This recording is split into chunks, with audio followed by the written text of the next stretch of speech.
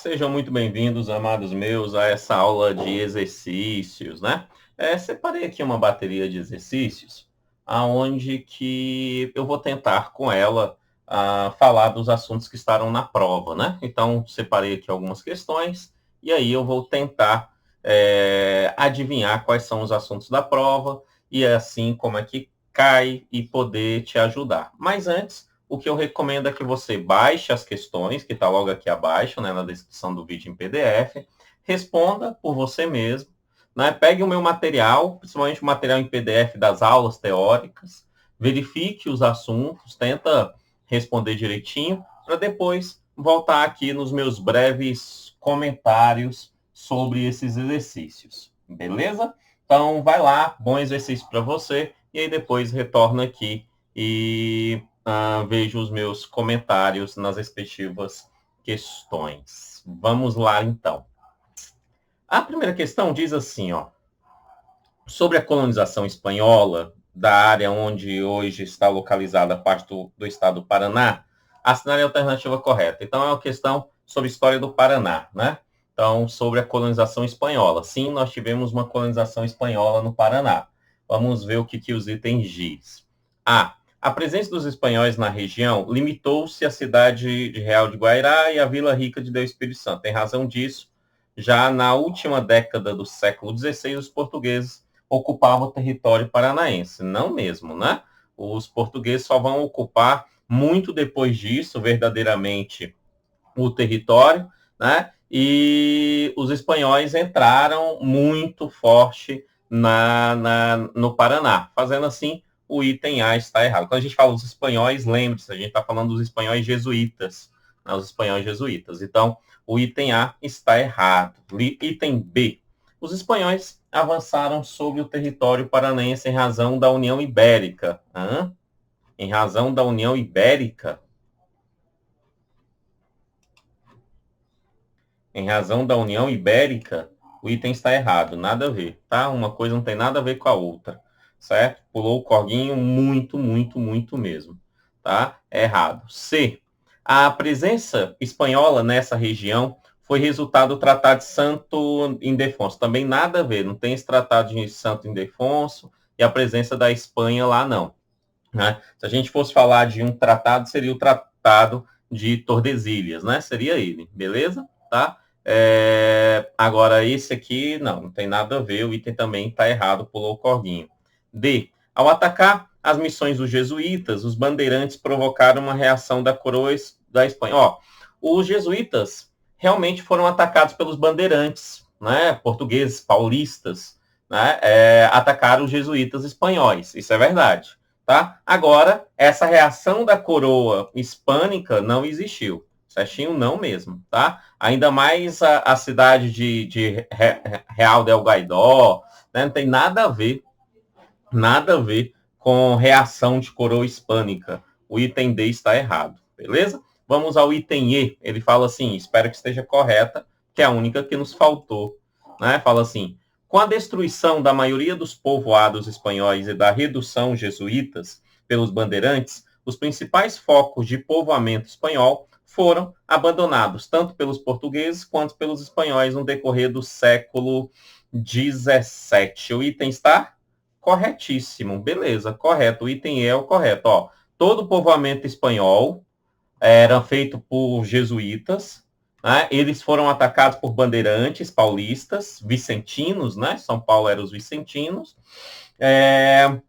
Os principais focos de povoamento espanhol, esses foram abandonados, verdade, hoje não tem nenhuma cidade no Paraná que veio da época hispânica, nenhuma de resquícios hispânicos, certo? Sendo assim, essas cidades foram abandonadas tanto pelos espanhóis quanto pelos bandeirantes logo depois dos ataques a elas. Sendo assim, o item E está correto, o item 1 é o item E.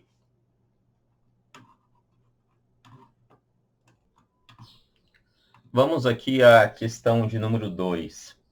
Ela fala assim, a respeito dos povos indígenas no Paraná, é a alternativa incorreta. Então, estamos procurando a incorreta, né? Vamos atrás dela. Entre os povos que habitavam a região, podem ser citados os Guaranis e os Caigangues. Certo, eles habitavam sim.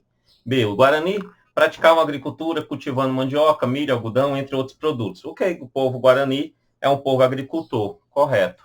C. Os Caigangues se encontravam no estágio equivalente ao Paleolítico, sendo majoritariamente caçadores e coletores. Certo, né? Os Caigangues, eles não eram agricultores, estavam mais ou menos no estado paleolítico, se a gente fosse fazer uma comparação mesmo. Tá? O item C está correto.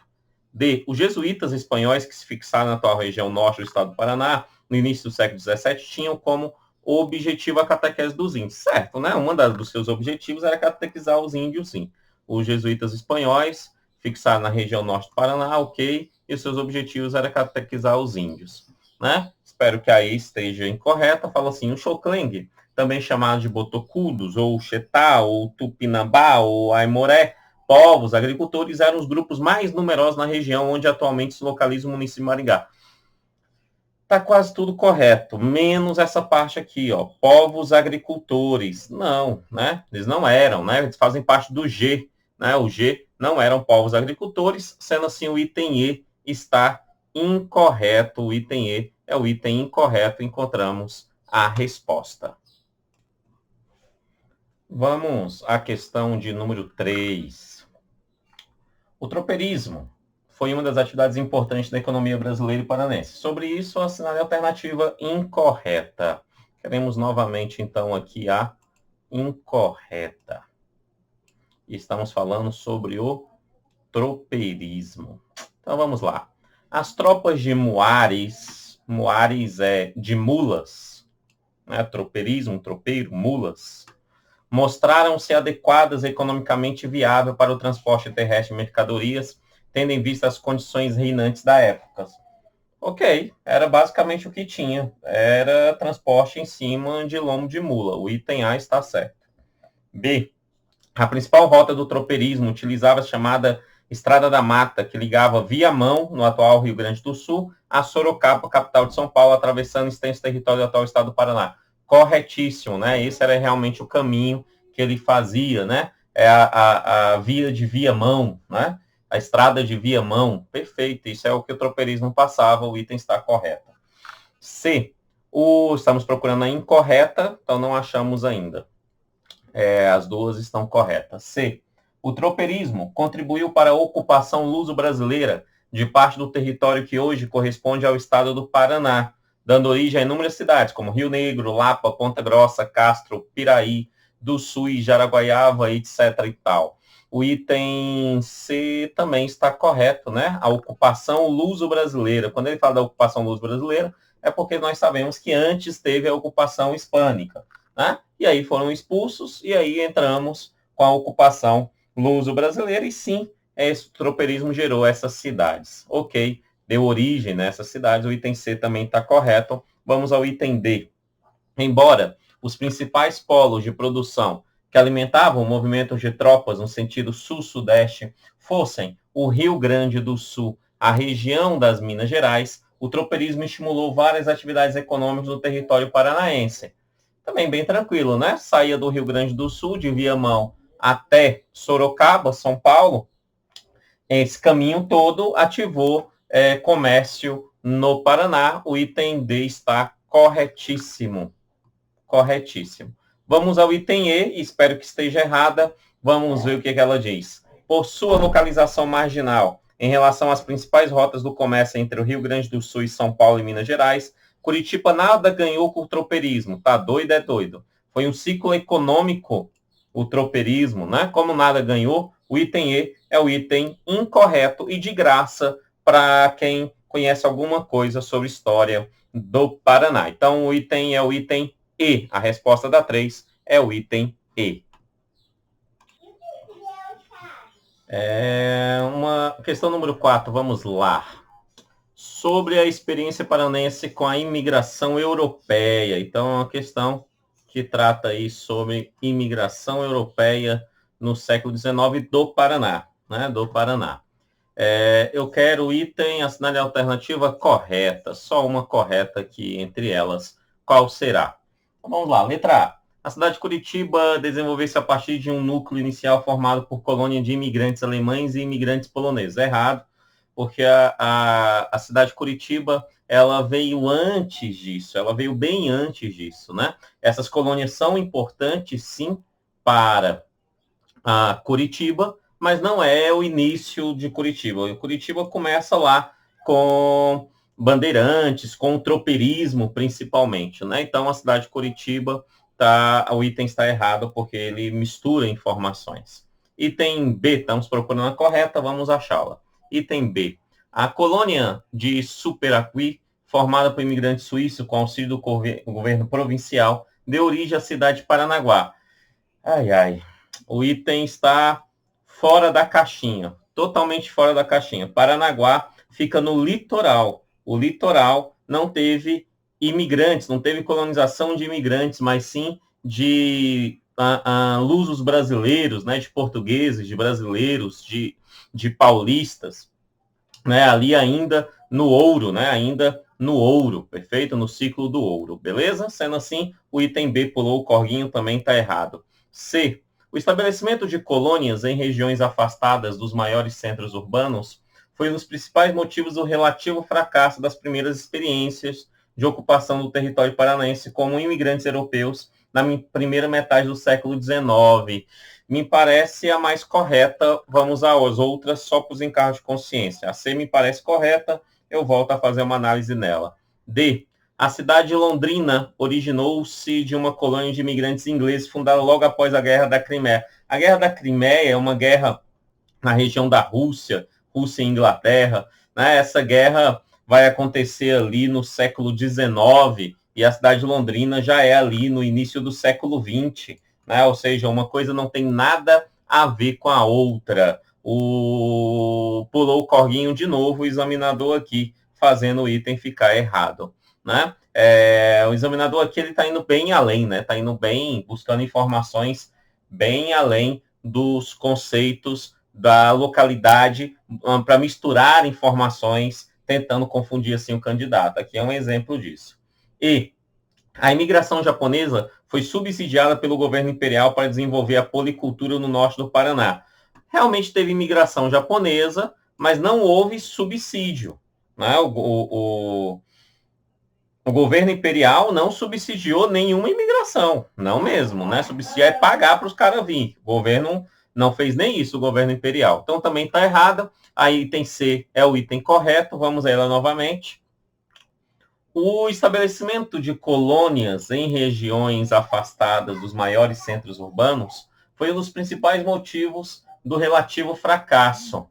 Isso, os imigrantes aqui não, a C. A B não, a C. Estabelecimento de colônias em regiões afastadas, isso. As primeiras colônias de imigrantes foram em regiões afastadas mesmo, afastadas dos centros urbanos. Este foi um motivo, um dos principais motivos para o fracasso das primeiras experiências de ocupação no século XIX.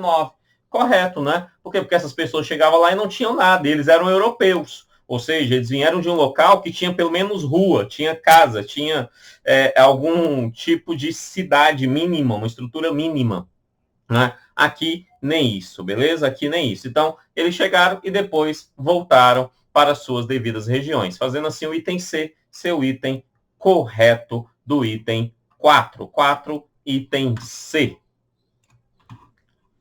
Vamos à questão de número 5, né? Assinale a alternativa correta sobre a história do Paraná. Estamos aqui querendo a correta sobre a história do Paraná, né? Então vamos lá. A. O atual estado do Paraná originou-se da redivisão territorial do Brasil após o fracasso das capitanias hereditárias. O Paraná atual corresponde aproximadamente à antiga capitania de Paranaguá, criada durante o governo de Tomé de Souza. Erradíssimo. Não teve essa capitania de Paranaguá, né? Essa redivisão não interferiu em muita coisa em relação à história do Paraná, não. Item A, pulou o corguinho, erradíssimo. Item B. Embora a escravidão estivesse presente desde os tempos coloniais no território que hoje corresponde ao Paraná, aqui o trabalho escravo africano não foi tão importante como no Rio de Janeiro, Pernambuco e Bahia, nos períodos colonial e imperial.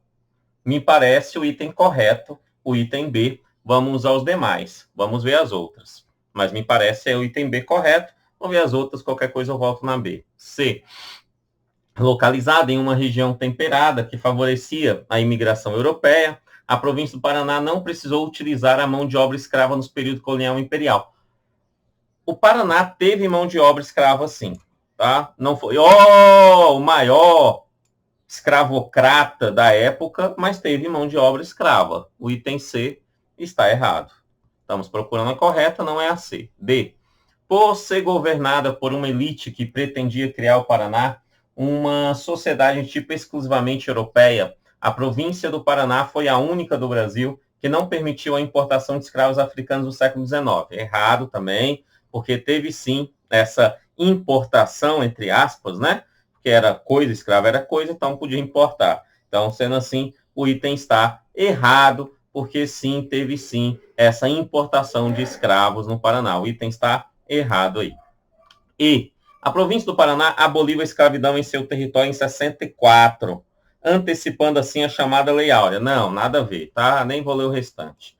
Não houve antecipação de Lei Áurea em lugar nenhum. A Lei Áurea que aboliu e ponto. Ninguém antecipou isso, certo? Sendo assim, o item B é o item correto. Vamos a ele novamente.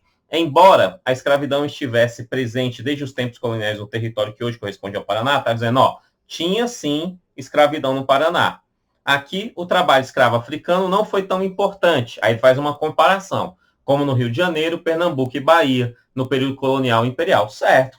Se comparar o Paraná com o Rio de Janeiro, Pernambuco e Bahia, a quantidade de escravos que tinha no Paraná é irrisória, tá? É mínima em relação aos demais. Nenhuma escravidão. Escravidão de nenhuma vida é boa. Mas comparando numericamente, o Paraná teve uma escravidão bem menor do que esses outros lugares, sendo assim, o item correto é o item B. Vamos à questão de número 6, olha o que ela fala. A respeito da história do Paraná, assinale a alternativa incorreta. Ok, nós queremos aqui, então, achar incorreta. Incorreta. Vamos lá, então. A partir dos anos 20, a erva mate tornou-se o principal produto de exportação da economia paranaense, situação que se manteve durante praticamente todo o século XIX. Né? O item dos anos 20, do século XIX, ok, o item A está correto, sim. Nós tivemos a erva mate como economia muito importante no Paraná, conforme vimos na aula teórica. B. A partir da crise da produção de erva mate no final do século XIX, a extração de madeira foi tornando-se principal atividade econômica paranaense. O item B também está correto, né?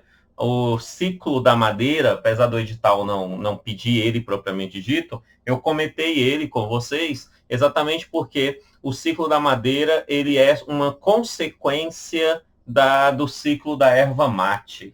Tá? O item B também está correto, Estamos procurando a incorreta. Vamos ver a C. Ao longo de todo o século XIX, a região em que atualmente localiza o estado do Paraná permaneceu subordinada politicamente à província de São Paulo, como a sua quinta comarca.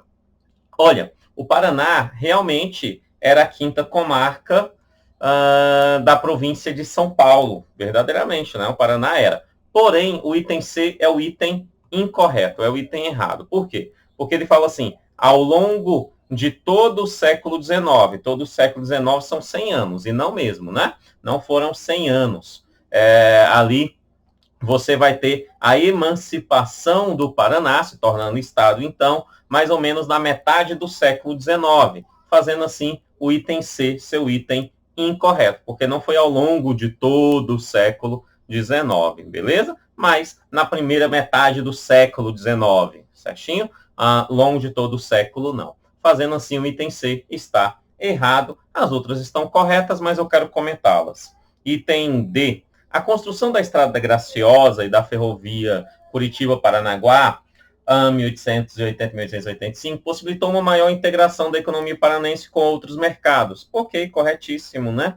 Então, isso aqui vai ser principalmente quando o Paraná se torna, então, ali independente não, autônomo, né? Estado, se torna emancipado, Estado, e aí começa esse processo, o item está correto. E após a Guerra do Paraguai, ocorreu um aumento de exportação da erva mate produzida no Paraná para os países latinos, pois em razão da crise econômica ocorrida naquele país, os paraguaios reduziram suas exportações de erva mate. O item também está corretíssimo, né? O Paraguai era o maior produtor de erva mate, com a guerra para de vender, e aí o Paraná assume a dianteira dessa venda. O item E está correto, o item 6, resposta item C, é o único item incorreto. Vamos aí ao item 7, né? Essa é uma questão que eu acho interessante, apesar dela fugir um pouquinho do edital, mas eu trouxe ela porque ela tem alguns pontos que o edital tem, beleza? Então, vamos a ela. Ela fala assim: a respeito da história do Paraná e de seus conflitos bélicos, assinale a alternativa correta. Então, só tem uma correta aqui. Qual é a correta?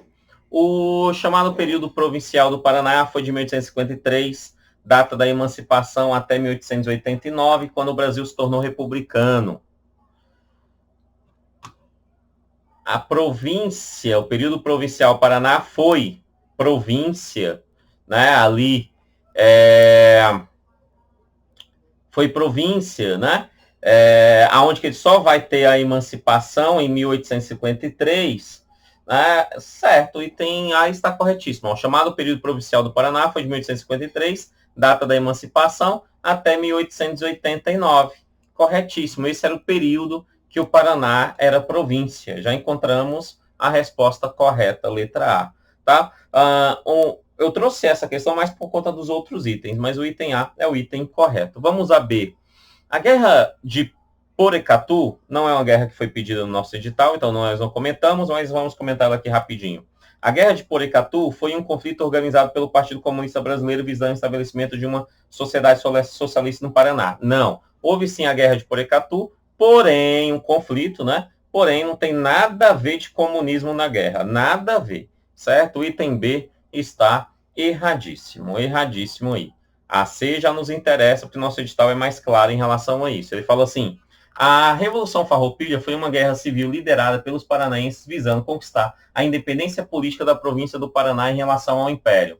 Da forma que você viu lá na Farroupilha, na aula de Farroupilha, você viu que não, né? O Paraná não participou da Farroupilha, exatamente ele por ficar fora, ele negociou o ato de ficar fora para ganhar ali a sua independência política da província em relação a São Paulo. Então, ele não participa, não tem o processo direto a ela, o item C está errado. Vamos ao item D, olha o que ele diz. O item D fala assim: a utilização do trabalho escravo em grande escala foi responsável pelo subdesenvolvimento vivido pelo Paraná. No Paraná não teve trabalho escravo em grande escala e não ajudou no desenvolvimento do Paraná. O item D está errado. Vamos aí. A chamada Guerra do Contestado foi um conflito bélico ocorrido na segunda década do século XX, na divisão entre Paraná e São Paulo. A Guerra do Contestado, amados, nós estudamos ela, né, lá na região do Contestado, mas a região do Contestado fica entre o Paraná e Santa Catarina e não São Paulo. Fazendo assim, o item E está errado também. Então, o item correto da 7 é o item A. O chamado período provincial do Paraná foi de 1853, data da emancipação até 1889, quando o Brasil se tornou republicano. Isso, por quê? Porque província só existia quando tinha reinado. Depois de república, se torna estado, beleza? Então, Paraná só pode ter sido província desde a sua emancipação até o fim, né, do reinado brasileiro. Fazendo assim, o item A está correto. Vamos aí à questão de número 8, já uma questão de história do Brasil, Brasil colônia. Vamos lá. Era um direito dos donatários. Donatários eram aqueles que recebiam, né, as partes de terras lá junto à coroa portuguesa aqui no Brasil, né? Qual é o direito desses donatários? Olha lá. A. Fundar vilas, conceder seis-marias e cobrar impostos. Um donatário poderia fundar vila? Sim, poderia. Ele poderia pegar ali a sua terra e conceder seis-marias, ou seja, conceder parte dessas terras para outras pessoas? Sim, poderia. Um donatário poderia cobrar impostos? Sim, poderia. Ambas estão na carta foral, né? Na carta foral, que foi o documento que eles assinaram com o rei, podendo assim explorar as terras, né, aqui na colônia. Sendo assim, é o item A, o item 8, o item direitos dos donatários é o item A. Vou ver as outras só para os encargos de consciência. Redizima e Vitena, não tinha. Fundar vilas, ok. Redizima, não. E transferência da capitania para outro, não. Eles não poderiam transferir a sua capitania para outra capitania, né? Quem poderia fazer isso era o rei, eles mesmos não poderiam fazer. A redizima e a cobrança de impostos, redizima não. Venda de capitania também não. Fundar vilas, ok. Vintena e venda de capitania não pode. Sendo assim, é o item A mesmo, né? A 8 é o item A, o item correto. Vamos aí à questão de número 9, né? Ela fala assim: no Brasil, a predominância da economia açucareira na vida colonial. Então, vamos falar um pouco aqui da economia açucareira propriamente dito no período colonial. Vamos ver o que ele quer. A predominância na vida colonial me parece que ele quer correta, então vamos encontrá-la. A. Gerou um amplo mercado interno consumidor, abastecido com um produto originário de outras regiões brasileiras. Só produzia açúcar e só no litoral, não tinha essa, no litoral nordestino, não tinha o que ele está chamando aqui de mercado interno consumidor de várias outras regiões brasileiras. Isso não existia. Era açúcar e ali do litoral nordestino, Pernambuco, né? Então você não tinha esse aspecto. Sendo assim, o item A está errado, não é essa. B. Favoreceu o surgimento de uma ampla camada social intermediária entre grandes proprietários de terra e escravo. Camada social intermediária, uma grande, não mesmo. Pode até ter alguma, mas grande intermediária entre escravos e proprietários de terra, não. Tá? Então, também está errado. Não houve essa camada social intermediária, não. C. Decorreu da crise da economia portuguesa, resultante dos gastos com a Guerra da Restauração. Pulou o corguinho total, não teve nada a ver. Né? A Guerra da Restauração não teve nada a ver com a economia açucareira aqui no Brasil nesse momento. D. Gerou uma sociedade cujos valores dominantes estavam sedimentados na propriedade da terra e de escravos. É isso, o item D é o correto. Ó, a sociedade, seus valores dominantes estavam em quem era proprietário de terra e de escravo. Sendo assim, é o item correto, é o item D, porque Caí está errada. Criou um núcleo de integração das atividades produtivas de todas as demais regiões brasileiras. Não tinha outras regiões brasileiras, isso não existia. A integração econômica, não, era o açúcar no litoral nordestino, ponto. O item 9 é o item D, o item correto. Vamos aí à questão de número 10, né? Questão de número 10, ela fala assim: no século XVIII teve início a exploração da região mineradora.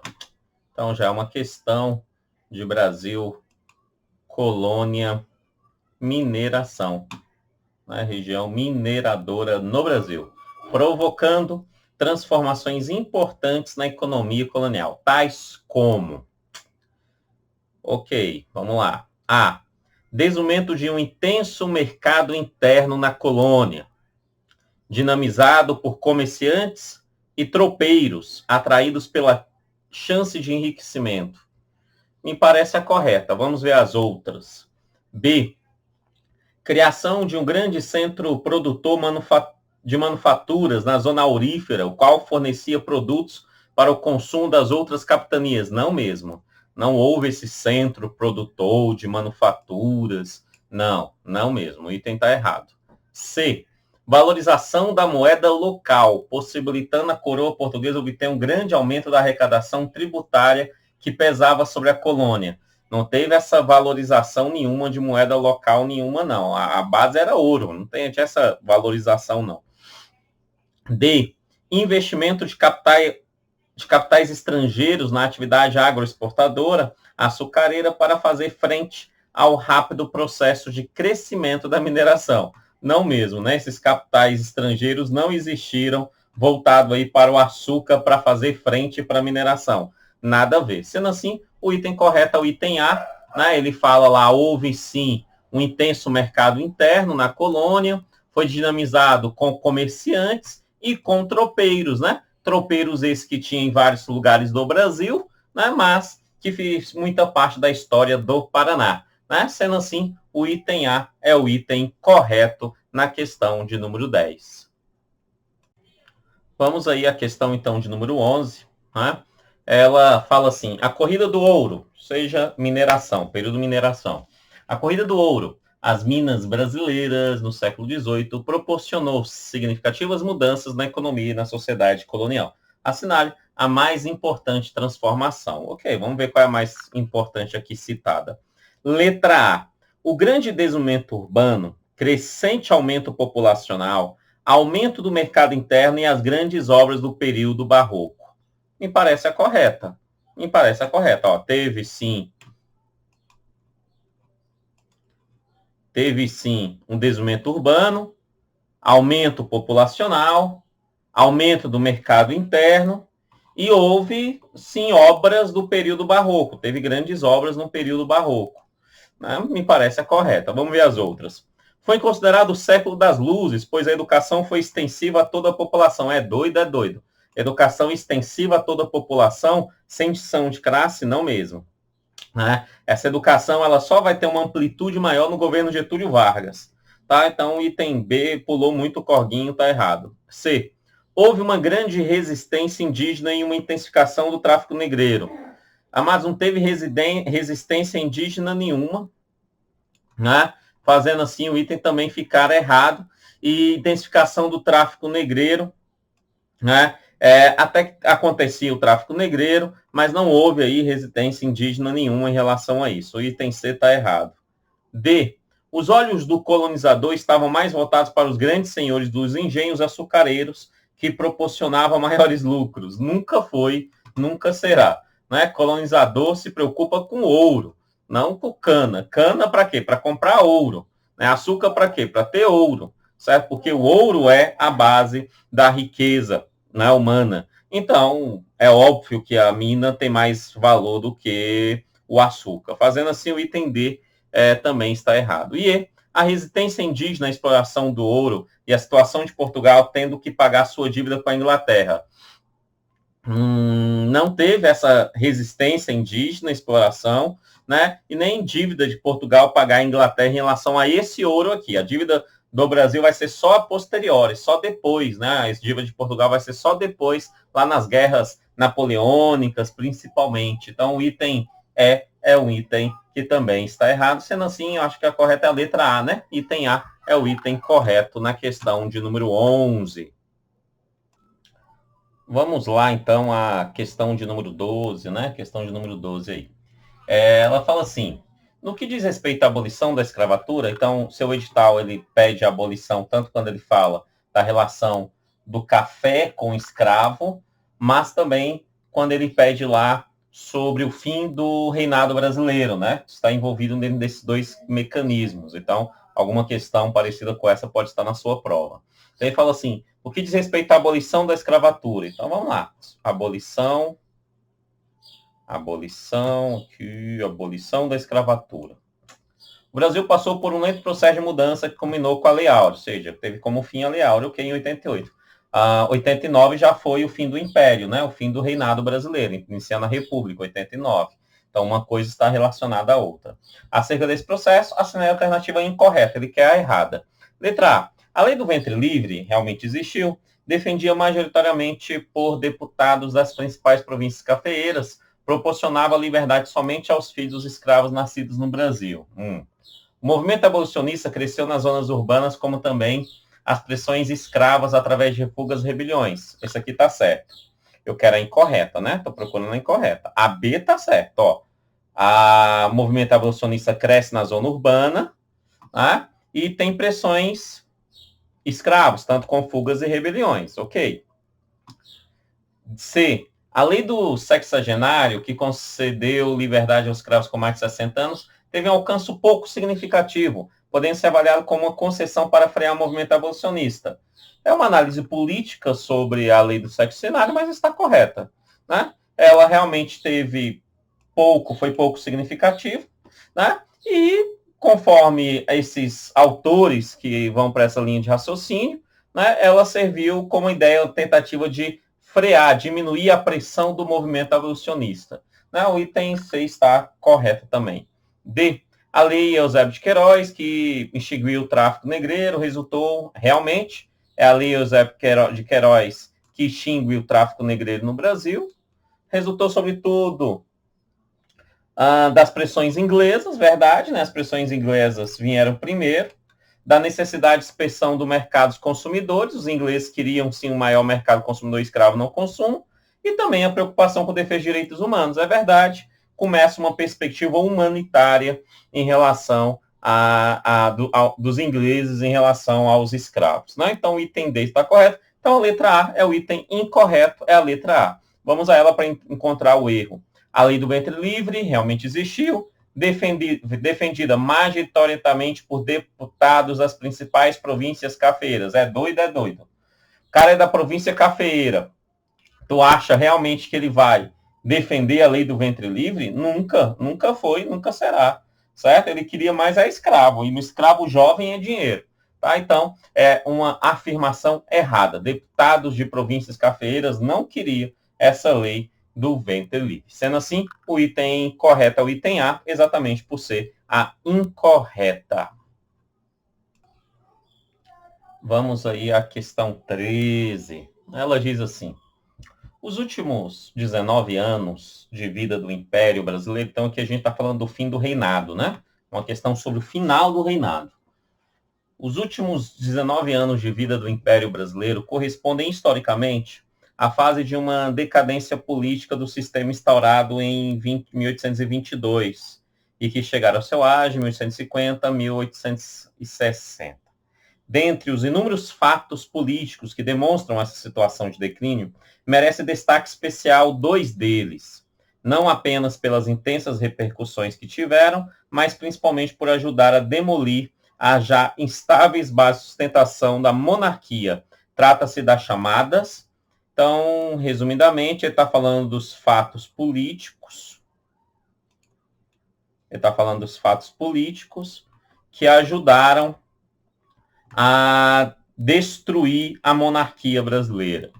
Né? E aí ele fala, elas trata-se das... E aí ele vem, letra A, questões cristã e religiosa. Questões cremista e civilista. C. Questões religiosa e militar. D. Salvações militar e eleitoral. E revoltas de Beckman e da Chibata. Ok. Resposta correta. Resposta C. Questões religiosas e militar. E eu acrescentaria mais uma, né? O item citou essas três, a religiosa, a militar, mas eu acrescentaria também, né, aí aos cafeicultores, né? A oligarquia cafeeira também, beleza? São três, religiosa, militar e cafeira. Lá na teoria do fim do Império eu demonstrei esses aspectos. Lembrando, então, que a religiosa, né, houve lá uma treta com a igreja de Dom Pedro II por conta dos maçons, né? A militar, Dom Pedro II não cumpre o que prometeu aos militares depois da Guerra do Paraguai, né? E dos cafeicultores, né? Dos senhores do café, o fim da escravidão, né? São três pontos que não podemos esquecer jamais quando falamos no fim do período do Império do Brasil. Sendo assim, o item 13, a resposta é a questão C. Vamos à questão 14. A questão 14 é uma questão sobre a Guerra do Contestado, né? Sobre a Guerra do Contestado. Grande chance está na sua prova uma questão sobre o contestado. Vamos a ela. Leia o texto sobre o contestado. Conflito ocorrido no sul do país e motivado, entre outros fatores, pela disputa de terra. A revolta teve, sobretudo, um caráter social e religioso. O que manteve os caboclos unidos foi a crença em um profeta conhecido como Monge José Maria, um guerreiro místico como Antônio Conselheiro. Então aqui ele está falando do José Maria, falando que ele é um messiânico, parecido com Antônio Conselheiro, igual ele foi em Canudos. Também tivemos aula teórica sobre Canudos, né? Então está fazendo ali uma comparação, ambos são messiânicos, apesar de princípios e origens diferentes. O contestado foi um movimento milenarista, ou seja, impregnado de temores apocalípticos e esperança de salvação para os iniciados, bem típico de movimentos desse porte, movimentos religiosos, messiânicos, né? Aqui está um deles. Os caboclos, aqueles que faziam parte ali do conflito, né? Contra o Paraná, o Rio Grande do Sul e até mesmo o governo federal. Então ele fala, os caboclos acreditavam no fim deste mundo e no surgimento de outro melhor, sem fome e sem miséria. Até hoje, a população local se refere ao episódio como Guerra dos Fanáticos, diz o historiador Paulo Pinheiro Machado, da Universidade Federal de Santa Catarina. Adaptado super interessante, mais de 2000. A expressão, aí vem a pergunta, a expressão Guerra dos Fanáticos era usada para definir a participação dos revoltosos e foi criada naquela época pelas autoridades políticas. Então, Guerra dos Fanáticos foi criada pelas autoridades políticas e pelos latifundiários, ou seja, os inimigos dos caboclos. Guerra dos Fanáticos é uma expressão criada historicamente pelos inimigos dos caboclos, daqueles que, juntamente com o monge José Maria, lutavam para permanecer naquela terra. Tá? Aí ele fala assim, sob um ponto de vista crítico atual, posso dizer que a expressão indica a intenção de. A pergunta é bem bobinha, né? O meu foco de trazer essa questão é para você lembrar da importância aqui desta guerra, né? Desse conflito, beleza? Porque ela tem sim grandes chances de cair na sua prova. Mas por que que eles chamou de Guerra dos Fanáticos? Né? Por que que os latifundiários, autoridades políticas davam esse nome? Né? Numa análise crítica atual, uma delas, e é que está na sua prova, aqui pelo menos, ele fala assim, desqualificar os participantes da rebelião, apoiar as ideias monarquistas dos revoltosos, nunca foi. Enfatizar o caráter degenerado dos caboclos revoltosos, enfatizar é dar certeza que ele era caráter degenerado de verdade. Destacar a indolência de origem psicoclimática dos camponeses. Né? Amados, o item correto aqui é uma perspectiva, né? Autoridades políticas e latifundiários, quando chama de guerra dos fanáticos, na verdade o que eles estão querendo é desqualificar os caboclos que participaram lá sobre a guerra do contestado, lá na região do contestado. Sendo assim, o item 14 é o item letra A, o item correto. Vamos à questão de número 15, mais uma questão aí sobre revoltas, né? Agora uma revolta urbana, a revolta da vacina, que dentre as urbanas é a que eu mais acredito. Então vamos lá. Sobre o movimento conhecido como revolta da vacina, é incorreto afirmar.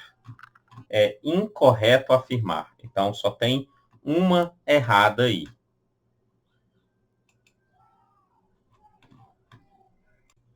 Então vamos lá, vamos atrás da incorreta. Vou pegar aqui. Incorreta. Ok. Letra A. O movimento foi acompanhado de manifestações de grupos intelectuais que consideravam a obrigatoriedade da vacina um atentado contra as liberdades individuais. Ok, teve grupos intelectuais sim que falavam que era contra a liberdade individual da pessoa não querer tomar vacina. Ok, o item A está correto. Vamos às outras. B. O movimento foi marcado pelo receio das classes populares contra os possíveis vexames, violação e abusos decorrentes da ação dos agentes de saúde no esforço de impor a vacinação a todos os moradores da cidade. Está correto também, né? O movimento teve esse receio, né, de vexames, violação e abuso aplicado pelos agentes de saúde. O item B está correto.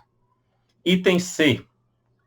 A revolta da vacina foi um movimento popular face ao avanço das doenças epidêmicas e à indiferença das autoridades para com as questões de saúde da população.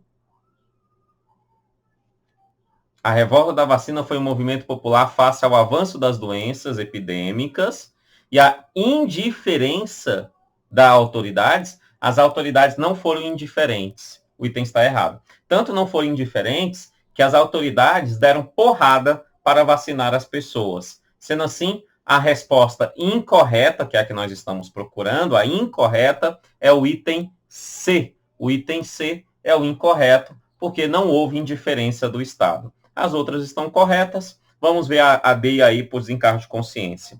O movimento de reação à lei da vacina obrigatória foi acentuado pelo descontentamento popular devido à carestia e ao desemprego. Ok, né? Só aumentou o desemprego, né? A ideia de ampliar a caridade, o desemprego, a fome aumentou essa reação da população. O item D está correto. E aí, a revolta da vacina denunciava a falta de comunicação entre governo e população. É uma perspectiva política sobre o assunto, mas está correta. A revolta da vacina denunciava, sim, a falta de comunicação entre governo e população. Tanto que precisou ir para a revolta, né?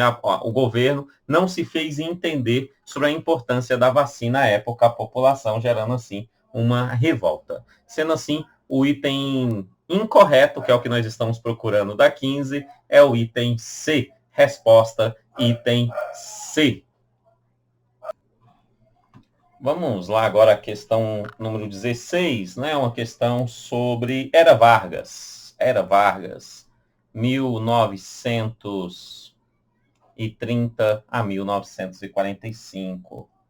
Né? Getúlio Vargas, diz assim a questão. De 1930 a 1945, Getúlio Vargas esteve no comando do governo. Sobre esse período, é correto afirmar que as alterações ocorridas no sindicalismo brasileiro, estruturas, funções e orientações, decorreram das próprias experiências e decisões dos trabalhadores e não de fatores externos ao sindicato. Errado, né? O Vargas permitia ter sindicato, mas era ele que controlava. Quando o item fala aqui que vinha das próprias decisões dos trabalhadores, não, erradíssimo, tá? O trabalhador não tinha decisão nenhuma. O governo Vargas controlava os sindicatos. Sendo assim, o item A está errado. Estamos procurando aquela que é possível afirmar que aconteceu durante esse período, e a letra A nós não conseguimos afirmar. B. Desde o início da década de 30, com o golpe de 30, começa então a Era Vargas. Desde o início da década de 30, houve cada vez mais o abandono de uma posição liberal em favor de outra intervencionista. O Estado não deveria permanecer à margem dos conflitos industriais e das questões sociais, mas regulamentar as relações entre os trabalhadores e os empresários. Me parece correta o item B. Vamos às outras. Qualquer coisa eu volto nela. Vamos às outras. C. O Departamento de Imprensa e Propaganda, criado por Getúlio no Estado Novo, tinha por objetivo facilitar o acesso dos trabalhadores à informação e à cultura, e para tal desenvolveu uma política de ampla liberdade de imprensa. Não, né? O DIP não queria uma ampla liberdade de imprensa, não tinha esse negócio de informação à cultura, não mesmo. Era um meio, né, de censura realizada pelo governo Vargas, pela Era Vargas. Sendo assim, o item C não podemos afirmar. Item D. Concretizando seu discurso em defesa da justiça social e da modernização, Getúlio institui a lei do salário mínimo e criou o imposto sindical para subsidiar os sindicatos oficiais e, dessa forma, oferecer a tão sonhada e reivindicada emancipação dos trabalhadores sem qualquer vínculo com o Estado. Nunca foi e nunca será. Desde que o Brasil é Brasil, né, nós temos vínculo pesado com o Estado brasileiro e na era Vargas esse vínculo foi altamente ampliado. Né? Sendo assim, o item D, também não podemos afirmar que tenha acontecido isso entre 30 e 45. E Getúlio Vargas utilizou o comunismo e o integralismo como pretexto para se impor democraticamente, através das eleições de 37. Não mesmo, né? Não mesmo. Em 37, acontece o Estado Novo, que é um período mais ditatorial do Vargas, que é um golpe dentro do seu próprio governo, né? Ou seja, ele está já no governo, né? E aí ele não chama novas eleições e permanece no governo, e não uma nova eleição. O item está errado, porque ele fala através de uma nova eleição, sendo assim, o item E está errado. Então, a B me parece correta. Vamos ver novamente o que ela está dizendo, só para os encargos de consciência do professor.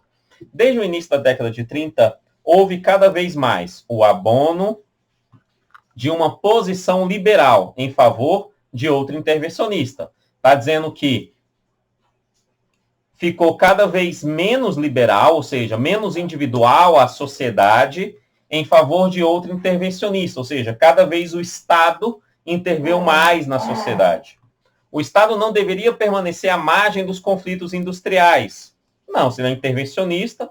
E das questões sociais. Não, se ele é intervencionista, mas regulamentar as relações entre trabalhadores e empresários. Sim, o Estado regulamenta isso, tanto na Constituição, quanto na consolidação das leis trabalhistas, né? Fazendo assim com que o item B seja o item correto da questão 16.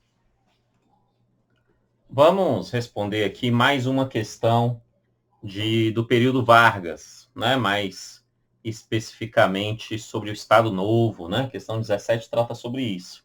Vamos lá, ela fala assim: no amanhecer do dia 10 de novembro de 1937, o presidente Vargas, argumentando não existir clima para o exercício da democracia, anunciava à nação a instauração de uma nova ordem institucional. O Congresso foi fechado e os partidos políticos considerados extintos. Assim, nasceu o Estado Novo, última etapa da era Vargas, que se iniciara em 1930. Lembrando que o Estado Novo nasceu com a desculpa, né, de combater o comunismo, né, a ameaça comunista, principal desculpa do Vargas. Com base nas informações do texto, assinale a alternativa incorreta. Então, com base no que aconteceu no Estado Novo, no que está aqui no texto, nós queremos o item incorreto. Só tem uma errada aí. Qual será que está errada? Eu quero a incorreta. Letra A. O golpe de 1937 instaurou um regime autoritário que, embora fosse inspirado no nazifascismo europeu, procurou assegurar os direitos e garantias individuais a todos os cidadãos brasileiros.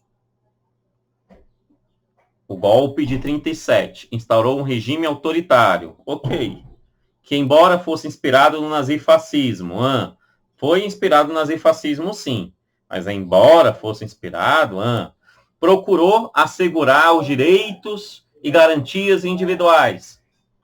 Assegurar direitos e garantias individuais, se isso existiu, não existiu uma ditadura Vargas. Simples assim. O item errado é o item A. É óbvio, a alternativa incorreta é a alternativa A. Por quê? Porque não quis assegurar direitos e garantias individuais e de todos os cidadãos brasileiros. Não mesmo, não mesmo. Tanto que perseguiu os comunistas. Como que vai garantir alguma coisa perseguindo uma pessoa só porque a pessoa é comunista? Né? Então, os direitos e garantias individuais não foram garantidos. Sendo assim, o item correto é o item A. Por que as outras estão corretas? Vamos ver com calma. Durante o tempo em que esteve no exercício do poder, Vargas deu uma grande contribuição para o desenvolvimento dos direitos sociais no Brasil, ao conceder aos trabalhadores importantes benefícios de uma legislação trabalhista. Durante o tempo, ele exerceu benefício, dando benefício a uma legislação trabalhista. Correto, né? CLT, tá correto, beleza. C. Durante o Estado Novo, os sindicatos não eram livres. Beleza, existia sindicato, mas eles não eram livres. Estabelecendo uma organização corporativista da produção nos moldes da Carta de Lavoura de Mussolini. Correto, né? Da mesma forma que os sindicatos eram controlados por Mussolini na Itália, né, os sindicatos também eram controlados por Vargas aqui no Brasil, tanto que a CLT, ela, apesar de ter várias legislações anteriores no Brasil dentro dela, ela tem ali claramente uma inspiração da Carta de Lavoura de Mussolini, né, em relação às atividades trabalhistas e sindicais. O item C está correto, né? O item D, mesmo com os avanços das conquistas dos trabalhadores brasileiros até os anos 60, a situação do campo permaneceu inalterada e o trabalhador rural não conheceu os benefícios das leis do trabalho. A CLT não é, a CLT não rege o trabalho rural. Simples assim. A CLT não regia no período Vargas e nem hoje a CLT rege o trabalho rural. O trabalho rural tem uma outra regra. Igual o servidorismo público tem uma outra regra, o trabalho rural tem uma outra regra e a CLT é só para seletista. Quem são seletistas? Né? Aqueles vinculados à carteira de trabalho, CLT. Tá? Então, o item está correto, bonitinho. E aí, o Departamento de Imprensa e Propaganda tinha a função de exercer o controle das publicações da época e a propaganda do governo Vargas. Corretíssimo. Ele exercia controle de publicação contrária a Vargas e fazia uma excelente propaganda do governo Vargas, inclusive na Voz do Brasil. Né? Então, o item E está correto. Resposta da 17, a única incorreta é o item A. Vamos agora iniciar, né, o fim da antiga República, da República Velha, e começar a tratar sobre o período militar, né? Vamos para a questão 18, que é uma questão genérica, para a gente visualizar um ponto altamente importante. Ela fala assim: em 31 de março de 1964, os militares brasileiros, apoiados pelos Estados Unidos e por parcelas da classe política e empresarial do país, assumiram o controle do Estado por meio de um golpe. A justificativa para esse golpe de Estado baseava-se na proteção contra... Então, ele está perguntando qual era a justificativa, que os militares usaram para dar um golpe, né, em 64. É isso que ele está perguntando. Letra A. O comunismo internacional, visto como ameaça às instituições democráticas no panorama de polarização política pós-Segunda Guerra. A gente está falando do Guerra Fria. O item A é o item correto. Simples assim. O comunismo internacional era uma ameaça, né, nessa polarização entre capitalismo, representado pelos Estados Unidos, e socialismo, representado pela União Soviética. Esse foi a principal justificativa para o que chamam de golpe civil militar. O item A é o item correto. Vamos ver as outras por desencargo de consciência. As ditaduras fascistas em franco processo de expansão no continente americano, já instalado na Argentina e no Chile, nada a ver. A tentativa do partido de esquerda de implantar um regime parlamentarista, isso não existiu. D. A violação dos direitos individuais garantida na Constituição, que vinha sendo praticado desde a renúncia de Jânio Quadros, isso também não existiu, não teve essa violação dos direitos individuais, não foi esse o motivo, não houve essa violação, tá? Não houve, então não é a resposta correta, né? E a hiperinflação que paralisava a economia do país e cuja origem estava no endividamento externo período Vargas. Também não, essa hiperinflação ela vai acontecer no final do governo militar, principalmente explodindo na mão de José Sarney, não tendo nada a ver, então, aqui com o golpe em si. Sendo assim, é o item A mesmo, o item da questão 18. Mais uma questão aqui em relação ao golpe, né, de 64. Né? Vamos à questão 19, então. Durante o governo do presidente João Goulart, 61 a 64, o Estado brasileiro tentou implementar um extenso programa de reformas políticas e econômicos, conhecido como reformas de base, né? Conhecido lá como reformas de base, as quais fracassaram devido à reforma de base, né? Programa de reformas políticas e econômicas. João Goulart, já no final do seu mandato, no último ano, em 64, né, ele vai ali em comício e fala sobre essas reformas. Né? Entre essas reformas, nós tínhamos reforma bancária, reforma agrária, e está falando por que essas reformas fracassaram. Essa é a pergunta. Vamos ver qual é a resposta referente a isso. A. Lei de remessa de lucros, que estimulou o envio de recursos financeiros de multinacionais instaladas no Brasil à matriz no exterior. Nada a ver. O examinador pulou o corguinho, foi bem longe aqui. Nada a ver com a história. B. Oposição de expressivos grupos da sociedade brasileira, alarmados pela radicalização política de entidades ligadas aos trabalhadores. Me parece que é essa. Vamos ver as outras por desencargo de consciência. Reação ostensiva das ligas camponesas, principalmente no Sudeste, que promoveram uma campanha nacional defendendo ideias desenvolvimentistas. Não, nada a ver. As ligas camponesas têm mais do campo voltado para João Goulart do que contra ele. Então, nada a ver. D. Plano trienal, cujo sucesso levou importantes setores do empresariado brasileiro a considerar inócuo o programa de reforma defendido pelo presidente da República. Também não. Tem nada a ver com o plano trienal, sucesso de empresariado brasileiro, não. É a letra B mesmo, quando ele fala assim, oposição de expressivos grupos da sociedade brasileira, católicos, classe média,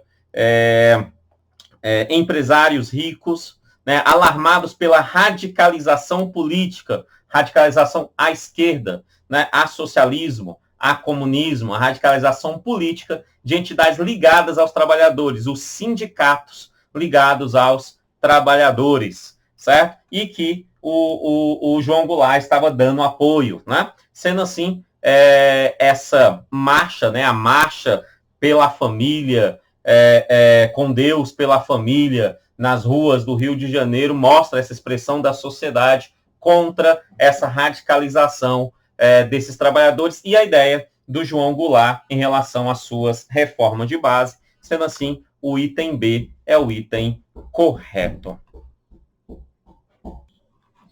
E chegamos aqui, então, à última questão. Separei 20 questões no total, né? Chegamos à última questãozinha, que, na verdade, é uma questão de direito constitucional disfarçada de questão de história, porque foi isso que o examinador fez no último tópico lá de história que ele pede sobre a nova república, né, e a participação na democracia, tendo um tópico lá sobre segurança pública, que é o que eu acredito que possa vir aí. Então, vamos a ele aqui nessa última questão deste curso, né, de história aí para o concurso da PM Paraná 2020. Vamos lá, a questão número 20 fala assim: a democracia e o papel das instituições de segurança pública na nova república se refere a, ou seja, o que ela se refere? Essa democracia e o papel das instituições de segurança pública nessa nova república pós-período militar brasileiro, a república que nós estamos. Letra A segurança pública, dever do Estado, direito e responsabilidade de todos, é exercida pela preservação da ordem pública e da incolumidade das pessoas e do patrimônio. Letra B. A segurança pública, dever do Estado e de todos, é exercida para a preservação da ordem pública e da incolumidade das pessoas e do patrimônio. Letra C. A segurança pública, dever do Estado, direito e responsabilidade de todos, é exercida para a preservação da ordem pública e da incolumidade somente das pessoas. D. A segurança pública, dever do Estado, direito e responsabilidade de todos, é exercida para a preservação da ordem pública e da incolumidade somente do patrimônio. Resposta correta é a resposta A. A resposta A é a resposta correta. Ela está completa, né? Ela fala assim: A segurança pública é dever do Estado, ok. Direito e responsabilidade de todos, ok. É exercida para preservação da ordem pública, de boa, da incolumidade das pessoas e do patrimônio. Está completo, item A é o item correto. B, porque está errada? Ele fala dever do Estado e de todos. Não, nem todos têm esse dever. Tem direito e responsabilidade, mas não é dever. Fazendo assim, fica errado. C, a segurança pública, dever do Estado, direito e responsabilidade é exercida para a preservação e da incolumidade somente das pessoas. Não, lá fala do patrimônio também, errado. E D, fala da incolumidade somente do patrimônio, inverteu, lá fala das pessoas também, ficando errado, sendo assim, é a letra A. Crianças do meu coração, muito obrigado, que Deus abençoe, uma boa prova para você e sucesso lá em seu concurso público. Muito obrigado, tchau, tchau, valeu!